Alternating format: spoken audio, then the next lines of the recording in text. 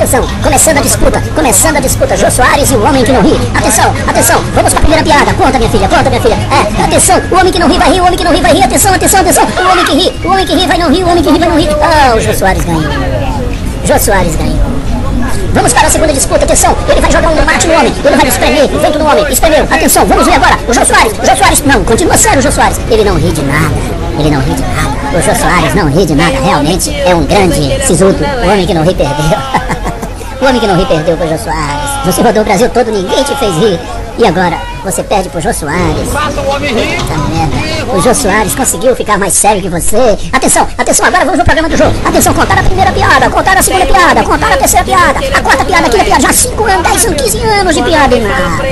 O Jô não ri. O Jô não consegue rir. O homem que não ri perdeu para o Jô Soares. Jô Soares, campeão. Ele não ri de nada, ele não ri de piada. O Jô Soares não ri, atenção, ele ganha o concurso. Agora vamos colocá-lo frente a frente com o homem que não ri e vamos ver quem vai levar essa. Jô Soares, parabéns, você não ri mesmo de nada, hein, Jô Soares? A não ser da sua própria piada. Ai, Jô Soares, tu é um barato, cara, eu gostei. Parabéns, Jô Soares, você conseguiu vencer. Você é genial, Você não ri de nada, Eu sempre acreditei em você, que você ia vencer esse concurso. E você conseguiu vencer. Você não ri de nada, não tem piada que faça você sorrir. Você é gênio, não ri de nada. Só das suas próprias piadas. É isso aí, o homem inteligente. É isso aí, eu gosto de você porque você não tem egoísmo. Você tem uma tranquilidade interior perfeita. Você não ri de nada. Ele nem riu, ó. Ele nem riu, ó.